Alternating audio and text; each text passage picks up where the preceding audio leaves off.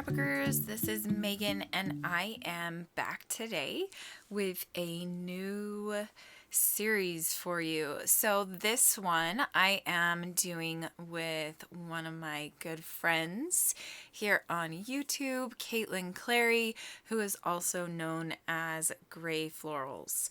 So I will have all of her links below so that you can check out her video. Here you can see that I am just cutting down my photo, and I have pulled out an old pad. This is a 6x6 pad. So obviously this series we are going to be using our 6x6 paper pads. I don't know about you, but I probably have like 50, maybe 60 6x6 paper pads, and I never really use them. So I am using a Pink Fresh Studio. I think this is Pink Fresh Studio.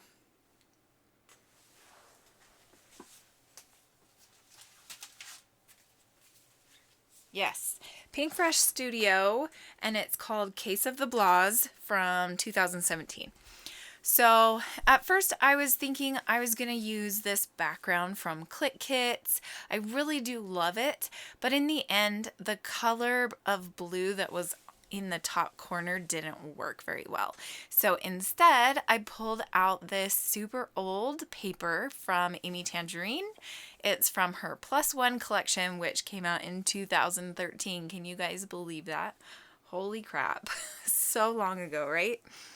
So I had recently been going through a bunch of papers and I found this one in my stash, and so I decided that this was going to be the paper I was going to use.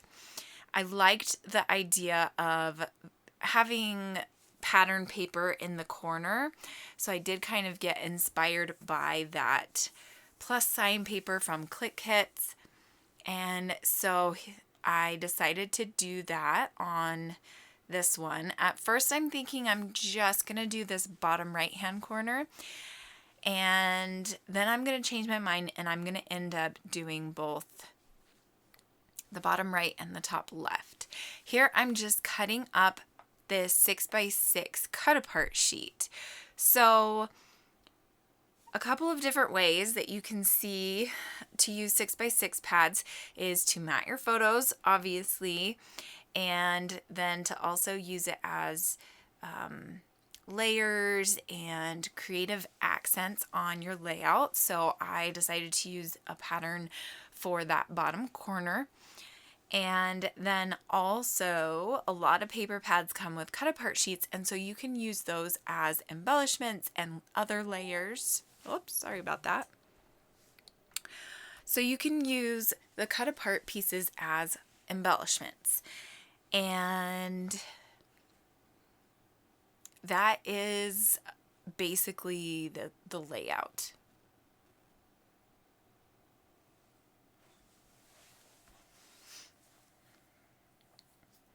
So instead of gluing all of these teeny tiny square pieces together, I am going to layer them in clusters of 3s, and then I'm going to staple them using my Teresa Collins tiny stapler. And I really love how this turns out. This is basically my whole layout. So I made this layout using all 6x6 pads, which is just crazy to me. I kind of felt like it didn't really need anything else, and I really had a lot of fun making this one. I kept it super duper simple, and yeah, I really enjoy how it turns out. So here I decided that I was going to use this other piece of pattern paper from the 6x6 pad, but it wasn't long enough, and so I just added another strip to the end of it. And now here I'm just cutting off the excess parts of those papers, and then I'm going to put the photo and the embellishments down, and this is where I decide that the square papers are going to be the biggest embellishment on my layout. And so before this, I was thinking I was going to pull some other embellishments from my stash. And so these were just going to be an accent piece in each of the clusters.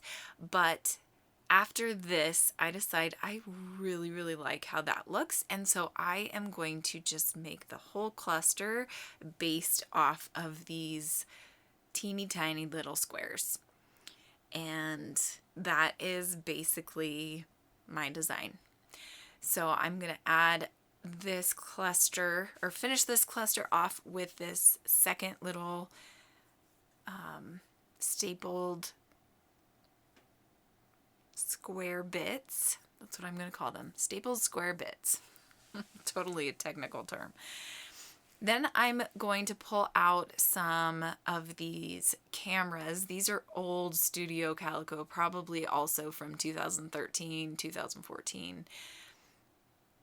And I'm going to put one of those in each of the clusters. At first I was thinking I would do kind of like a triangle, but then as I'm going and making my layout, I decide, nope, I am going to add my third cluster in a diagonal form up at that top left-hand corner. And I really, really like how this turns out. It looks so much better than I think it would have if I had done a cluster over in the top right-hand corner. So here I'm putting together another cluster of those tiny bits into threes, and then I think I'm going to put together, I think 2 or 3 more of those tiny bits. And then I'm going to start, actually, no, I was going to say that I'm going to start gluing things down, but no, I decide it needs a little bit more color on the background. And so what I'm going to do is I am going to bring over my Amy Tangerine watercolors, and I am going to add some yellow to this background, and I really, really love how it turns out. At first I was thinking, okay, I'm going to add all of this color and I'm going to have it be this huge area, but then as I'm sitting here and I'm trying to find the right color of yellow that I want, I decided to do a few splatters, and I really liked how that looked. But then as I kind of sat and looked at it more and more, I was like, yeah, I kind of want more color behind the 2 clusters at the top of the photo and then the top of the layout. But then I realized that that was a lot of yellow and I probably would hate it. And so I listened to my intuition for once and I used a baby wipe to just kind of pull off some of that yellow color. And I really, really do love how this turned out. The mixed media behind the photo turned out so awesome. It's just very minimal, and I just really, really like that.